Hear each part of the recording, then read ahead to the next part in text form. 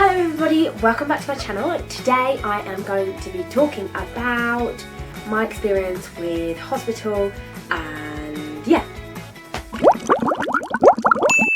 So in 2013, when I was 15 turning 16, I was admitted into hospital for trying to take my own life. Now this wasn't something that I ever expected, and this wasn't something that I ever really thought as being on the cards for me. I was struggling with self-harm and eating disorder tendencies at the time, but didn't really think much of it. Just thought, yeah, okay, had been to the doctors because I was feeling down, I think, and yeah, there was nothing actually chemically wrong with me as such.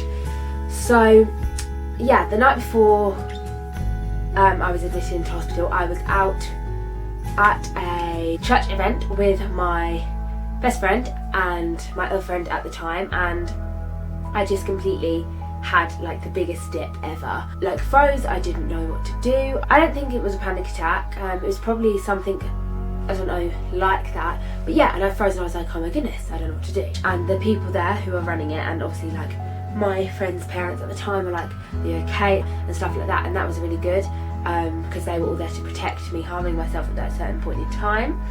And yeah, and I just felt awful. I went to church in the morning.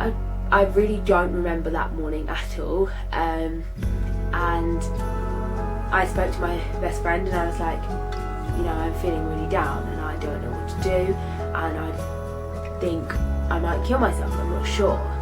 And he was kind of like, okay, like, you know, that's not gonna happen. We're not going there, like, don't think like that, la la la.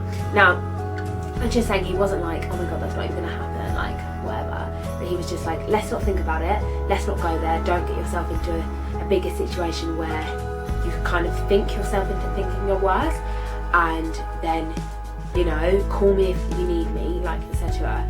And so I went home and just was like, I'm just gonna go to bed. I'm like a sleeper. If something's wrong, I would just go to sleep. I'm like just hiding away from the world. And then in the afternoon, I took an overdose, and I texted my best friend before and I was like, I don't want you to think it's your fault, I don't want you to like blame yourself for anything, la la la. And I just remember like lying there and just thinking, oh my god, my heart's slowing down and I don't know what to do. So his mum then called my mum. My mum was then like, oh my gosh, I went into panic mode. We went to hospital and I was like, I don't want to go to hospital. I was like, I refuse to go to hospital. I refuse to go in, so I didn't go into A&E.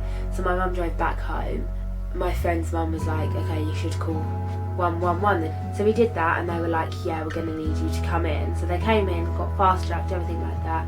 Turned out I was fine, but I had to stay in hospital for 2 nights. The first night was kind of, it was just so tiring, and that's the one thing like they tell you like in hospital when that does happen, you're just so tired, you're absolutely knackered and you literally just sleep. And I honestly slept for about a week after that. My best friend came and visited me in hospital, and that was really nice. And my pastor came and visited me in hospital, and that was really good too. Yeah, and everyone was really supportive.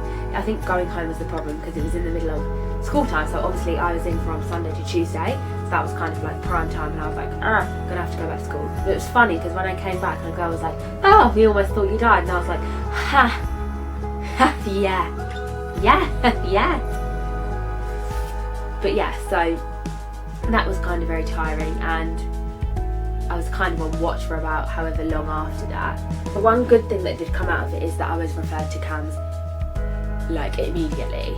It was horrible, and I really didn't want to go. Being in hospital is not fun at all, and you're being watched and you're being observed all the time, and it's like, like you don't want to do it. I hope that gave you a bit of insight into what it is like in a hospital, and yeah, I will see you in my next vid.